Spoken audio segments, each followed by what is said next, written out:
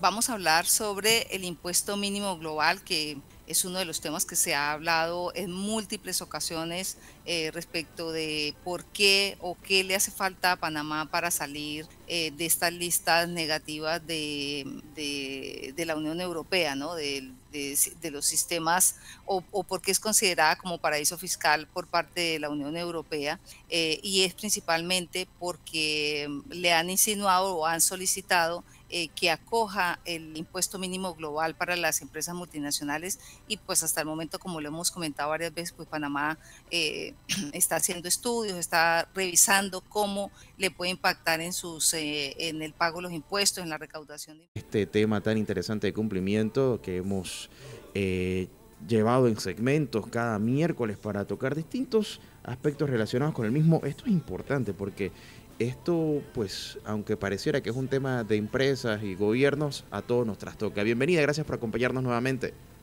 Muchas gracias, buenas tardes a todos. Un gusto acá tenerte, Judy, aunque hicimos un switch ahí de horario, pero estamos acá, ¿no? Para compartir y hablar de temas. ¿Qué tenemos esta semana? Sí, bueno, vamos a hablar sobre el impuesto mínimo global, que es uno de los temas que se ha hablado en múltiples ocasiones respecto de por qué o qué le hace falta a Panamá para salir de estas listas negativas de la Unión Europea, ¿no? De los sistemas o por qué es considerada como paraíso fiscal por parte de la Unión Europea, y es principalmente porque le han insinuado o han solicitado que acoja el impuesto mínimo global para las empresas multinacionales, y pues hasta el momento, como lo hemos comentado varias veces, pues Panamá está haciendo estudios, está revisando cómo le puede impactar en el pago de los impuestos, en la recaudación de impuestos, y ver cuál es la mejor forma, ¿no? Es importante, lo traemos a colación porque hace poco hubo un seminario muy importante en Brasil, eh, y fue uno de los temas importantes, uno de los temas analizados, no solamente de Panamá, sino de todos los países de la región, porque hay varios países que no cobran ese famoso 15% de impuesto mínimo global. Claro, hablamos de algo que es importante. Hablamos de tributación, impuestos. Cuando traemos el tema de impuestos sobre la mesa, todos levantan las antenas porque, claro, sabemos que tiene que ver con me van a quitar la plata, porque eso es lo que mucha gente piensa. Ahora tengo que pagar más plata, eso significa que tengo menos dinero y que no sé qué va a pasar con eso cuando lo llegue a tener el gobierno.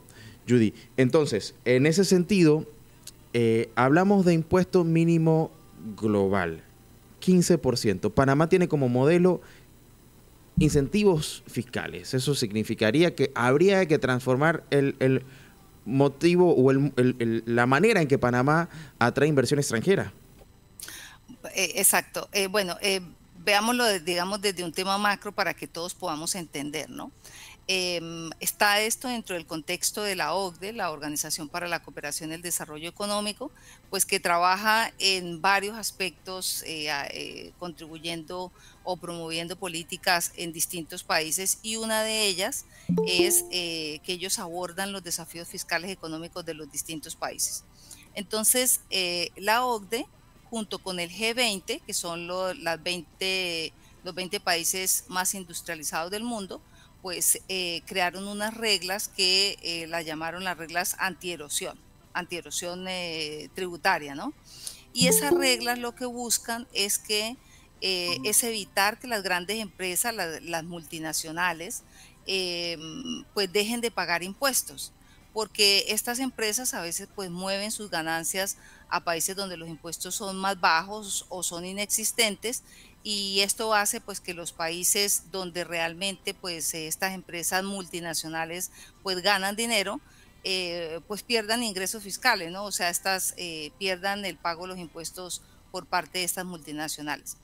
Entonces, la OCDE junto con estos países pues crearon estas reglas que se llaman reglas GLOBE, eh, y pues que los centran en esto, ¿no? En que las multinacionales pues paguen un impuesto mínimo, como ellos lo llaman, en algunas de las jurisdicciones. ¿Qué buscan estas reglas global? Lo que buscan es que independientemente de donde operen las empresas multinacionales, esto no es un impuesto ni para las personas ni para las empresas nacionales, sino son exclusivamente para las multinacionales, pues que donde operen, donde estén operando y donde estén tributando, pues paguen un impuesto mínimo. ¿Y qué busca con ello? Pues que todas las jurisdicciones sean igualmente competitivas, porque las empresas multinacionales pues siempre buscan los países que les cobran menos, pues como todos, ¿no? Todos buscamos la forma de pagar menos, pues las multinacionales no son la excepción y lo que buscan esas reglas es eso, que haya un mínimo, que sea, que lo pague en la jurisdicción que sea, pues, pero que pague ese mínimo y que todos tengan, todos los países jueguen o estén dentro de las mismas reglas, ¿no? ¿Dónde Y ese quedan, Yuri, dónde queda el tema de la jurisdicción y la decisión de cada país de decidir cómo tasa o cómo maneja su tema tributario? Claro, esto no es una obligación, ¿no? Son reglas que se establecen para que los distintos países pues las vayan acogiendo. Además fue con el G20, que son los 20 países más industrializados del mundo. Entonces, ese 15% lo establecieron ellos en el año 2021, que fue la última vez que se reunieron, y entonces empezaron a establecer o llamar a los países para que se unieran a este acuerdo, a estas reglas de este 15% mínimo. Y ese 15% mínimo o estas reglas se establecieron o tienen ciertas características que los países cuando decidan acogerla pues pueden o tienen el beneficio o la obligación, depende del país que la acoja, para sus arcas estatales. Entonces, por ejemplo, hay una que permite a los países que tienen la sede de una empresa grabar los impuestos o grabar los ingresos, mejor no impuestos, grabar los ingresos de sus filiales que están en el extranjero, si esos ingresos han estado sujetos a una tasa inferior de ese 15%. Es decir, que si un país cobra menos del 15% a una multinacional, pues la casa matriz en el otro país le pueden cobrar esa diferencia hasta que llegue Pero al Judy, 15%. entonces en ese caso, porque Panamá es uno de esos países que ha Ujú. logrado atraer inversión extranjera precisamente por los bajos niveles o bajas tasas o imposición, o tasas impositivas, perdón. ¿Qué pasa en ese caso? Porque la empresa no va a ver ningún beneficio, porque al final se lo van a quitar en su casa matriz. Exactamente, sí, eso es lo que buscan, que todos los países tengan las mismas reglas y que las multinacionales pues no busquen ciertos países que les cobran menos. Entonces, por ejemplo, esa es una de las características, que si les cobran menos del 15%, en el otro país les puedan cobrar la diferencia. También hay otros países, otras reglas que le prohíbe a las casas matrices, por ejemplo, deducir ciertos pagos a menos que esos pagos hayan sido grabados adecuadamente. Es decir, que si una empresa paga a una subsidiaria o a una filial en un país, en un paraíso fiscal donde les cobren menos de este 15%, pues no pueden deducir de su base imponible ese monto si no se les ha aplicado ese impuesto mínimo global. Y bueno, tiene otro tipo de características. Que respecto a tu pregunta, em, ese precisamente fue uno de los temas que se abordó en este seminario en Brasil, porque como decía al principio, pues no es solamente Panamá el que debería adaptar su legislación tributaria para poder acoger ese 15%. Entonces, lo que hicieron allí fue pues discutir algunos aspectos, algunos puntos claves que las distintas jurisdicciones en América Latina deberían revisar, como pues la primera de ellas es reevaluar las políticas fiscales, ¿cierto? Y considerar este nuevo impuesto, cobrar este nuevo impuesto del 15% a las empresas multinacionales, y ello pues debería analizarse por cada uno de los países. Si acogen ese 15%, pues como lo habíamos hablado en otros momentos, debería darse algún tipo de beneficio por otro lado, ¿cierto? Porque tal como tú lo señalas, pues perdería esa ese incentivo de quedarse en Panamá específicamente para poder seguir disfrutando de los beneficios fiscales que Panamá le ofrece. Entonces, seguramente hay que analizarlo y eso es lo que han hecho, ¿no? Eso es lo que en su momento las autoridades en Panamá han señalado, que tienen que hacer un análisis de cómo poder hacer un equiparamiento de ese impuesto, de si cobran ese 15% por este lado, pues hagan algún tipo de beneficio por otro lado, ¿no? Claro, Y tengo pues una última pregunta también, Judy. Entonces, habiendo dicho todo esto, ¿en qué queda el tema de las listas? Porque si al final la razón por la que nos tienen en lista es porque no adoptamos el impuesto mínimo global, o una de las razones, ¿no? Porque hay otros motivos, por supuesto, que tampoco vamos a decir que esto es lo único.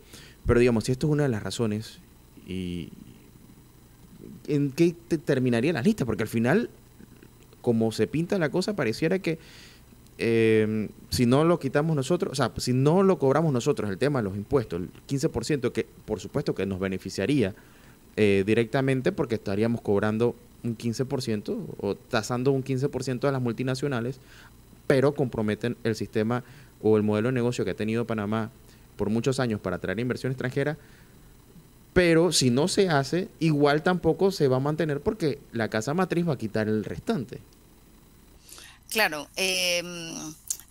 precisamente por eso es que o sea, lo que se analizó en ese seminario y que se ha venido haciendo es que cada país tiene que analizar su sistema impositivo y ver cómo lo ajusta, ¿no? Y además, como decía, pues no es una obligación que tenga que acogerse ese 15%, ese impuesto mínimo global.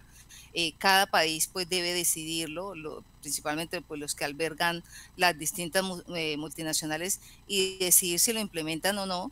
Y esto, pues, claramente no solamente es una decisión del sí o no, sino que también tiene que decidirse a partir de que se tiene que hacer inversiones en tecnología, tiene que hacerse capacitación, tiene que empezar a manejar una complejidad de un nuevo sistema, es un cambio realmente significativo. Entonces, no es tanto solamente una decisión política, sino también es una decisión tecnológica, otro tipo de aspectos que se tienen que analizar, ¿cierto? Y por otra parte, pues respecto del tema de las listas, lo que se señala allí es que no todos los países que tienen ese tipo de beneficios tributarios están dentro de estas listas grises, ¿no? Estas listas negras. Entonces, esa es pues lo que Panamá reclama, porque hay otros países que también tienen ese tipo de incentivos fiscales y no están dentro de esas listas discriminatorias. Pues no, entonces no es equitativo, no se evalúan todos con el mismo rasero. Entonces eso es lo que finalmente pues genera un inconformismo respecto a estos listados discriminatorios, ¿cierto?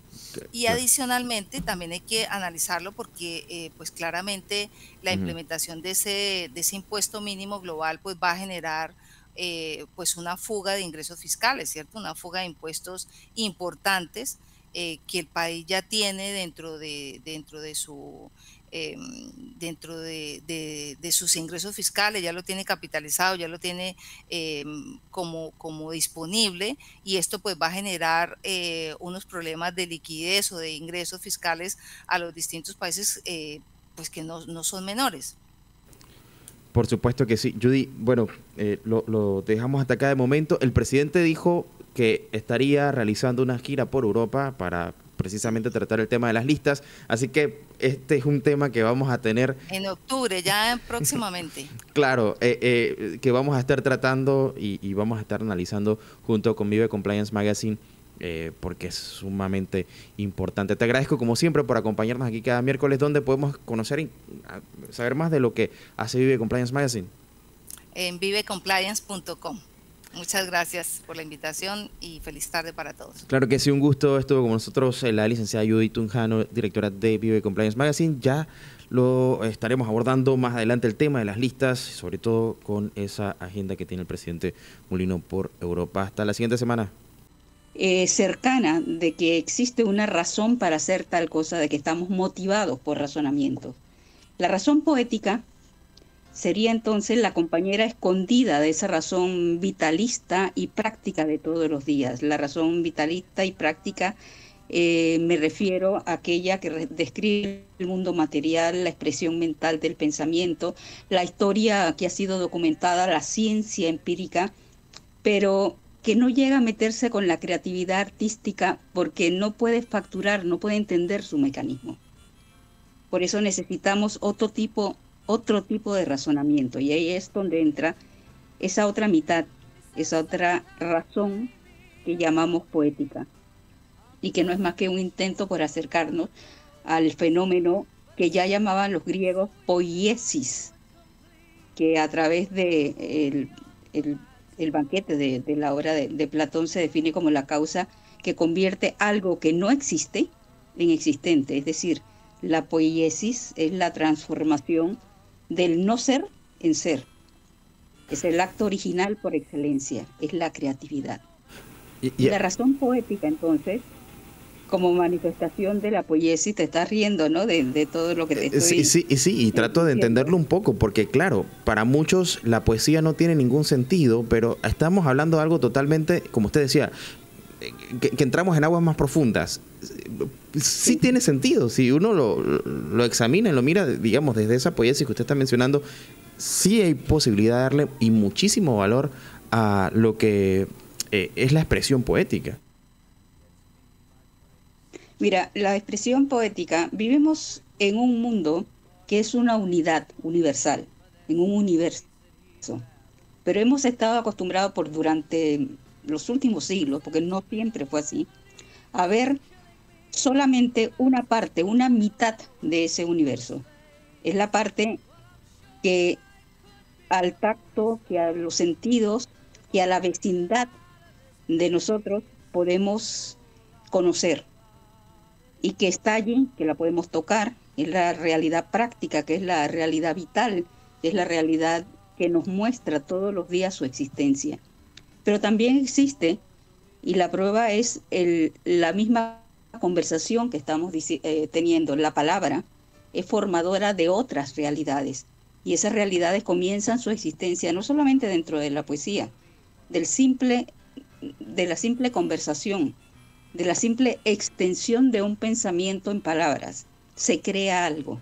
Ese acto creativo se denomina poiesis, y la razón poética es esa mitad del razonamiento material que está oscurecida porque no se manifiesta si no se le convoca. Aquí hay un poco de magia en la parte de atrás. Es un poco truculenta, es decir, tiene hasta su trampa porque necesita sus requisitos, tiene secretos, y también es un trabajo casi iniciático, como el que haría pues una convocación, digamos, de chamanes que van a convocar a un ente maestro para que les sugiera un camino o les dé ayuda en algo en concreto. En la parte de atrás de la poiesis y de la razón poética hay mucho de chamanismo. Y, por ejemplo, en Panamá, en la cultura Chocó, en Verá, se denomina a esto que estamos hablando, a la razón poética, dentro de su idioma, dentro de su cultura, lo denominan el canto del jaure.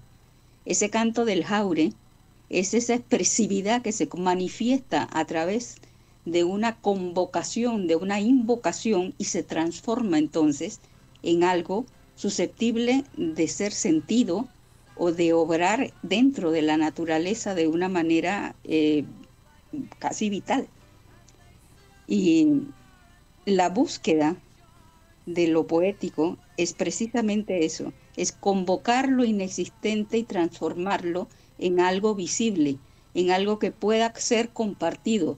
Nosotros somos seres hablantes, todos los humanos, y el habla es lo que hace la transformación, es lo que nos diferencia además de los otros seres biológicos del planeta. Nosotros podemos hablar, y ese milagro del habla es transformativo, porque no solamente es el decir las cosas que hemos aprendido dentro del lenguaje, sino crear nuevas realidades a través de la conjunción metafórica, es la palabra metáfora, es la que se utiliza en poesía para dar sentido a una nueva realidad, cuando dos instancias se conjugan entre sí y crean una nueva, eso se llama metáfora. Y eso es la base de la poesía. La razón poética, la terminología razón poética es relativamente nueva dentro de nuestro imaginario de los últimos siglos, aunque siempre ha existido y ya, como digo, la poiesis es razón poética. Y esta denominación, para diferenciarla de la razón vitalista, esa razón kantiana, de esa razón de Descartes, de esa razón sobre todo de Ortega y Gasset, se la debemos a una escritora y filósofa, literata y filósofa malagueña de aquí de España, doña María Zambrano. Una mujer fantástica, una mujer que durante todo el siglo XX marcó su impronta en una multitud de espacios, no solamente como educadora, como filósofa, como poeta, como como ella misma decía, a ella le tocó vivir 3 guerras. Nació en, el 2000, en 1904, o sea que le tocó vivir la Primera Guerra Mundial, la Guerra Civil Española y la Segunda Guerra Mundial.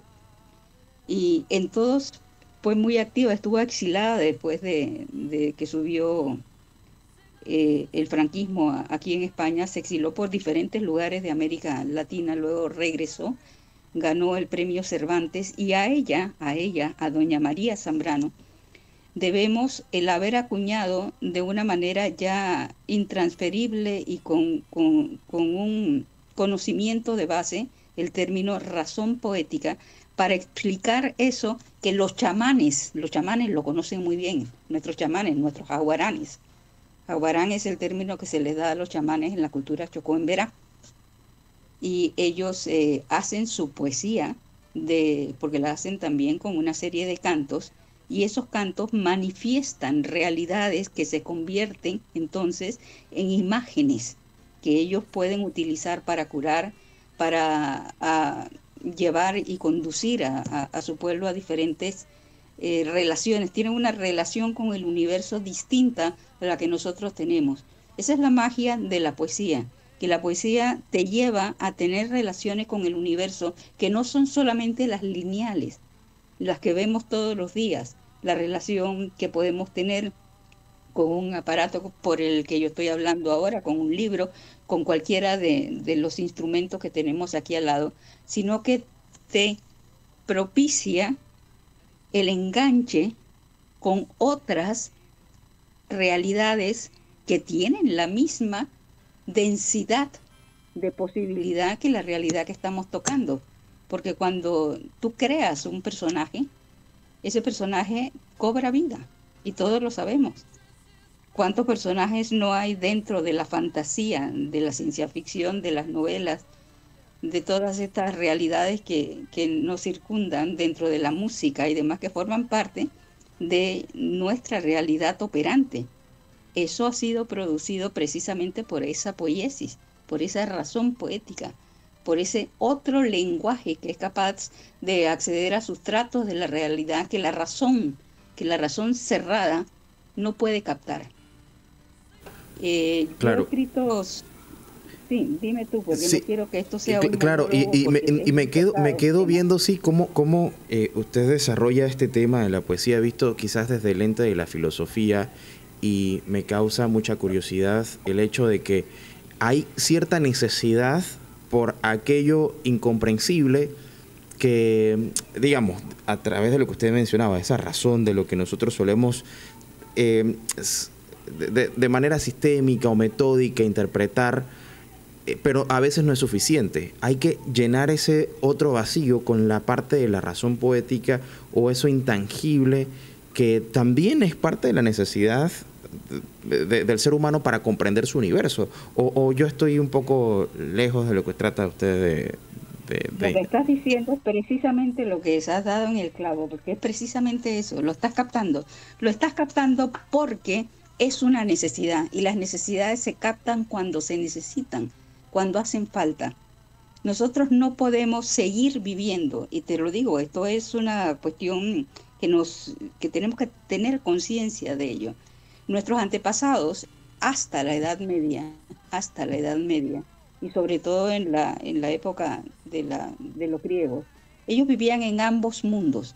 Para ellos era tan real esta razón poética como la razón vitalista y práctica. Y nuestros pueblos originales, y otra vez vuelvo a ellos, porque ellos todavía viven en ese mundo. Por eso no podemos comprender a veces el cómo funcionan estas maneras de pensar, que parece que se desplazaran en otro tiempo y en otro espacio. Es que se desplazan en otro tiempo y en otro espacio. La posibilidad de acceder más allá de la realidad plana que nos circunda solamente se puede hacer a través de dejarnos ir con esa imaginación que nos trae la razón poética. Y cuando digo razón poética no me estoy refiriendo solamente a la creatividad por medio de la literatura que hace poesía. Es la armonía constante que está alrededor de todo lo creativo. El universo es armónico. Necesita una tuerca que vaya dándole vuelta hasta encontrar su engranaje. Y ese engranaje lo hemos perdido. Hemos perdido ese saber antiguo que todavía conservan nuestros pueblos originales y que los menospreciamos porque pensamos absurdamente que nosotros somos los que estamos más adelantados porque hemos desplazado a la razón poética, mejor dicho, la hemos anulado y hemos creado un mundo a través simplemente de otra parte de la razón, porque el universo es una totalidad no solamente de lo que vemos, sino de lo que imaginamos. Y nosotros lo que hacemos literatura, por ejemplo, estamos conscientes de que nuestras figuraciones impactan en el acontecer diario. Y esa es la idea que está detrás de todo lo creativo. Esa es la razón por la cual la literatura sobrevive, la razón por la cual las obras de arte musicales, pictóricas, escultóricas, sobreviven. Porque si fueran algo que no tuviese el valor que nosotros le agregamos cada vez que vemos una obra artística, pictórica, que oímos una música, que leemos un libro, es que estamos yéndonos hacia esa otra parte de la razón. Nos estamos yendo a la razón poética. Estamos por un momento despegándonos de la razón práctica, la de todos los días, la de la política, la de los entronques familiares, la de que nos ilumina por todas partes. Y el término ilumina lo pongo aquí entre comillas porque es una iluminación oscurantista. En realidad nos están privando de otro tipo de conocimientos que siempre estuvieron cerca de los humanos. El conocimiento de la búsqueda de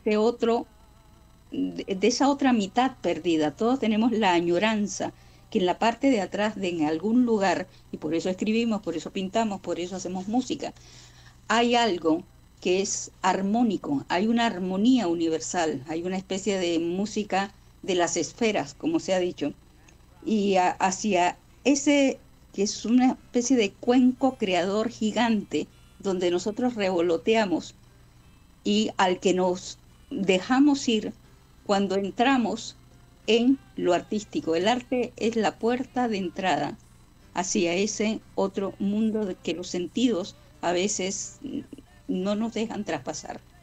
Y quizás el tema de los sentidos es donde más podemos percibir, es por donde más podemos percibir el valor que tiene. Usted hablaba hace un momento de ese valor.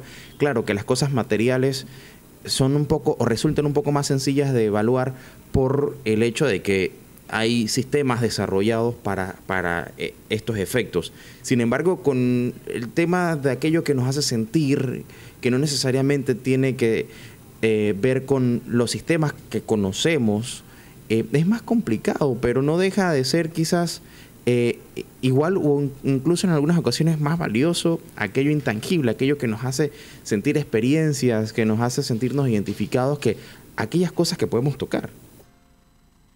Sí, mira, el asunto de la percepción artística, porque todo en el mundo es percepción.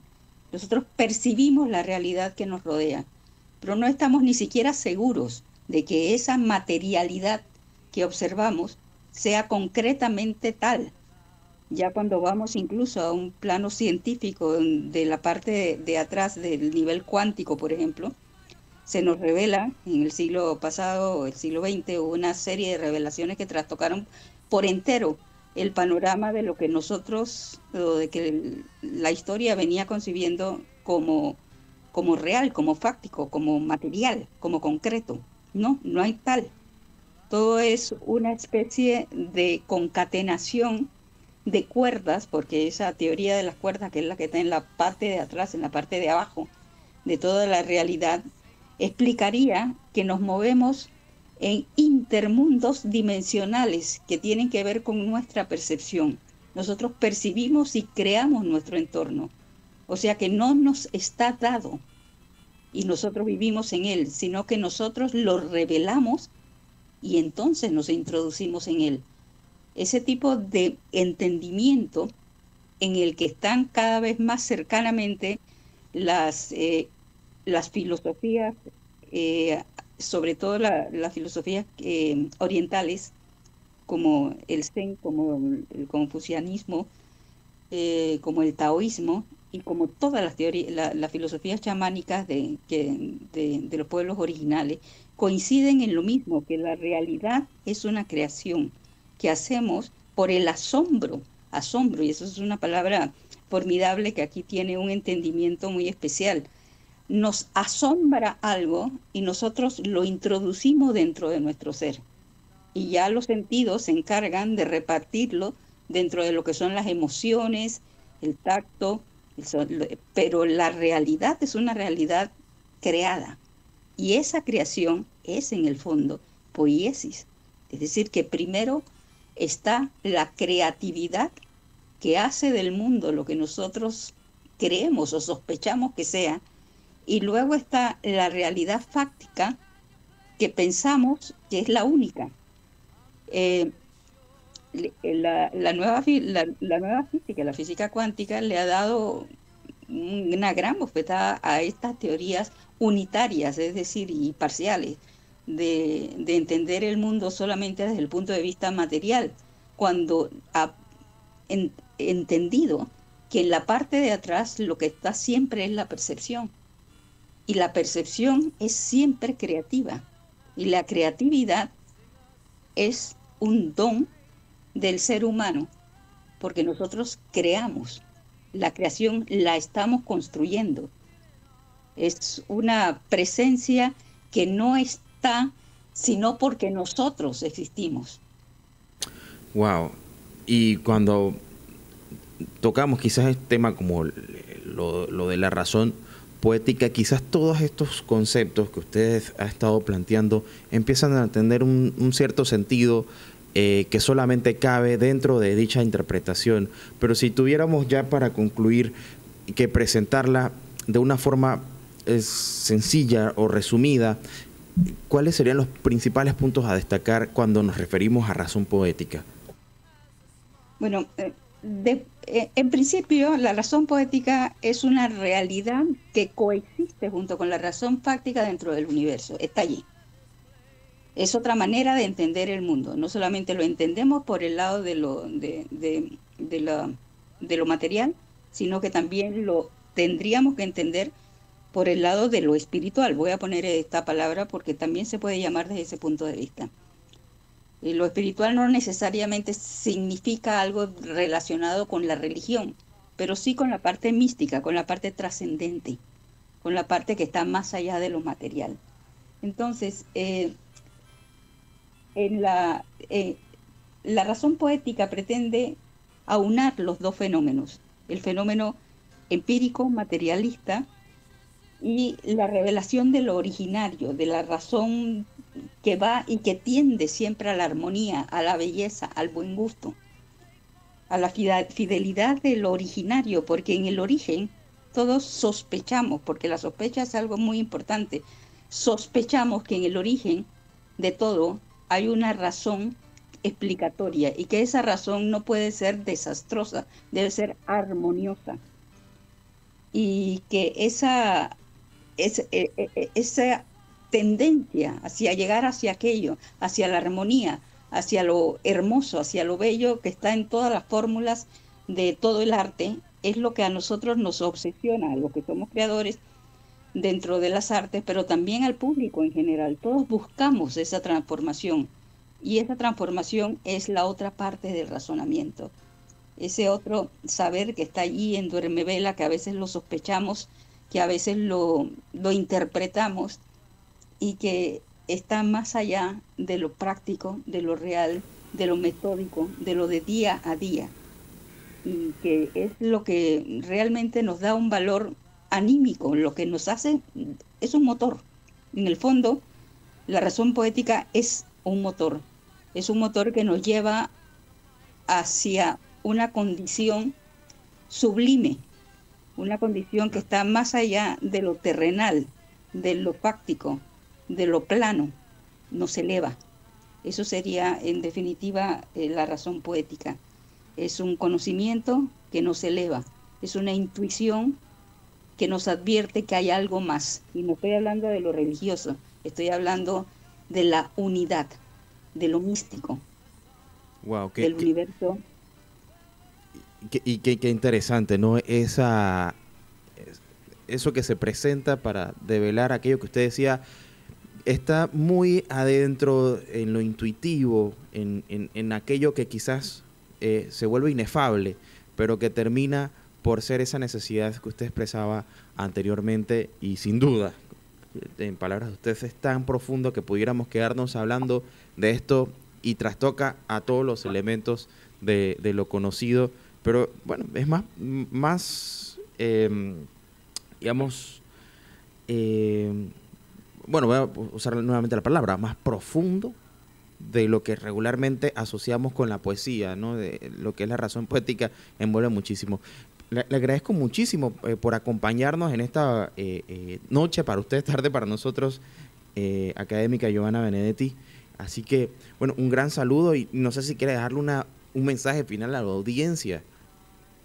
Bueno, como mensaje, simplemente abrir la literatura, la poesía, el arte a todos. Vivimos momentos en que la búsqueda de esa otra mitad perdida, de esa parte oscura por la que debemos transitar para llegar a una claridad unitaria, es importante, es necesaria. Nos alienta el espíritu, alimenta el alma. Bueno, y con esas palabras le agradecemos a la académica Giovanna Benedetti, académica correspondiente de la Academia Panameña de la Lengua, que nos acompaña desde España en esta ocasión. Así que gracias por estar aquí con nosotros hoy miércoles. Gracias por tenerme. Muchísimas gracias y saludos a todos. Claro que sí, un gusto. Nosotros lo dejamos hasta acá por ahora. La próxima semana seguiremos abordando más temas con la Academia Panameña de la Lengua. Y tengo que irme al cambio comercial porque son las 4:30 de la tarde. En breve estaremos ya en nuestra recta final aquí en Relax desde Radio Ancón. Así que no se vaya, que en unos minutos después del cambio regresamos con más. Sí, por darnos el apoyo para fomentar el arte flamenco en Panamá.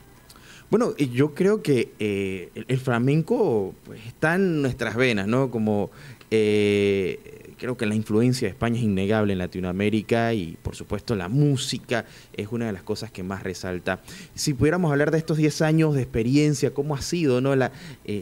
Todo esto de involucrar más a la gente en el arte flamenco? Así es, bueno, ha sido un trabajo de hormiguita con muchísimo apoyo, no solamente de la empresa pública, sino también la empresa privada que ha creído en el proyecto. Nosotros soñamos con realizar estilo el modelo del Panamá Jazz Festival. Dijimos, bueno, vamos en esa vía, y empezamos en el 2014 con un festival muy pequeñito, pero que contaba con todas las actividades que se refiere a la parte educativa, a la parte de fomento de gastronomía, porque también hacemos espectáculos en diferentes restaurantes, y por supuesto la parte del entretenimiento, que ya es per se el show que nosotros damos en cualquiera de las locaciones del país. Como te digo, en un principio era muy, muy pequeñito, y ahora entonces ya llenamos aforos como el Teatro Ana Yancy o las Ruinas de Panamá Viejo o el Teatro Nacional, y estamos muy contentos de celebrar estos 10 años, como bien decías, Hemos ya llevado a cabo clases magistrales gratuitas durante esta preparación del festival, y ya la semana que viene pues sí nos llegan los maestros internacionales y tenemos cursos para aficionados, y el magno evento es el día 10 de octubre, que cae jueves 10 de octubre en el Teatro Anayansi, donde vamos a presentar a uno de los mejores bailadores de flamenco del mundo. Se llama el Farru, es de la pura cepa de los Montoya, de los gitanos, y viene con su espectáculo Fiesta Flamenca, un espectáculo muy completo que está de gira. Logramos traerlo para Panamá con cantadores, guitarristas, percusionistas y por supuesto la participación especial de Farru, y yo también voy a bailar en el espectáculo. Bueno, trayendo a uno de los mejores del mundo a Panamá, quiere decir que esos 10 años están rindiendo sus frutos de traer pues lo mejor de lo mejor del flamenco a Panamá. ¿Las actividades empiezan o ya empezaron las actividades del flamenco? Sí, ya iniciamos actividades en la Ciudad de las Artes, hemos dictado clases magistrales totalmente gratuitas, han sido un éxito. Cada vez hay más afición, cada año las personas esperan el festival, no solamente a nivel nacional, sino internacional, porque viajan muchas personas a tomar estas clases. Así que ya llevamos, digamos, esos motores muy preparados para recibir a los artistas internacionales que van a llegar el día domingo a Panamá. Y todo lo que tiene que ver con la parte educativa, que se sigue potenciando con ellos también, va a ser el día 7. Sí. Y luego el día 10 de octubre sí tenemos el espectáculo en el Anayansi. Claro que sí. Oye, muy interesante. Las actividades, me gustó esa temática, ¿no? Como el Panamá Jazz Festival, que en distintas locaciones y seguramente también abierto en algunas ocasiones para el público de forma gratuita. ¿Cómo las personas se pueden enterar sobre las actividades? ¿En dónde? ¿La agenda? Sí, todas las actividades están en nuestras redes. Panamá Flamenco Festival. También pueden buscar toda la información en mis redes sociales, es Anita Loinás, con Y y Z, para que sepan dónde, cuándo, horarios, ¿no? Y ya si desean ir para el espectáculo Fiesta Flamenca, que lo importante y lo bonito de este día es que al ser el cierre del festival, nosotros tenemos el espectáculo desde las 8 de la noche hasta las 9:30, y de 9:30 en adelante tenemos preparado un after party flamenco. Wow. Que va a ser ahí mismo en el lobby del Teatro Anayansi, para que quien compre su boleto pues pueda disfrutar del espectáculo y también de este after party, que es una feria de tapas y vinos con diferentes tipos de agrupaciones de flamenco. Las tapas va a ser gracias al restaurante La Malagueña y toda la parte de vinitos de Global Brands. Así que ese boleto en particular lo pueden adquirir en Pana Tickets desde 30 balboas en adelante.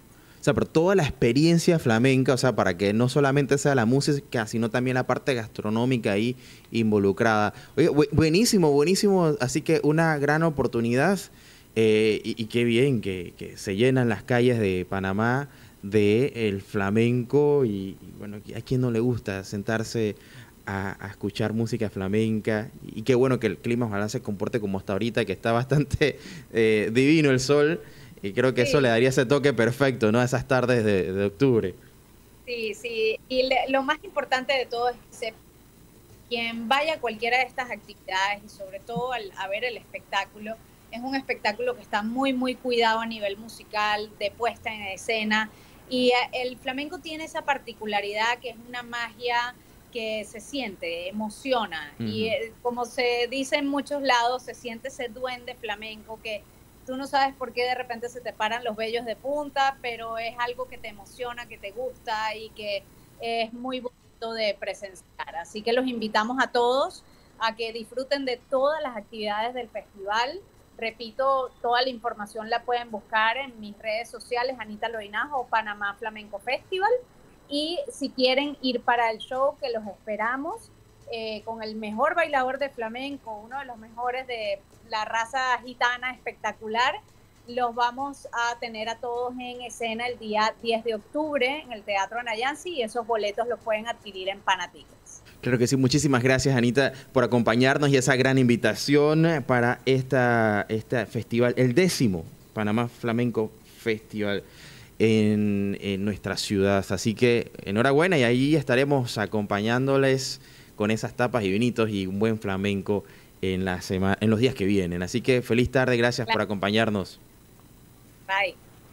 Bueno, oye, con eso pues nos despedimos. Gracias a todos por acompañarnos aquí en Radio Ancon. Nosotros tenemos que dejarlo hasta acá porque ya está lista Alejandra Araúz para 5 Mentes, para lo que se viene, que por supuesto un gran programa como todos en 5 Mentes, y a las 6 de la tarde Camilo Coronado con Ancon Magazine. De mi parte, pues Magdiel Torres y Claudio Quiroz en controles. Les deseo una feliz tarde, siga pasándola relax. Será hasta mañana a las 3 de la tarde.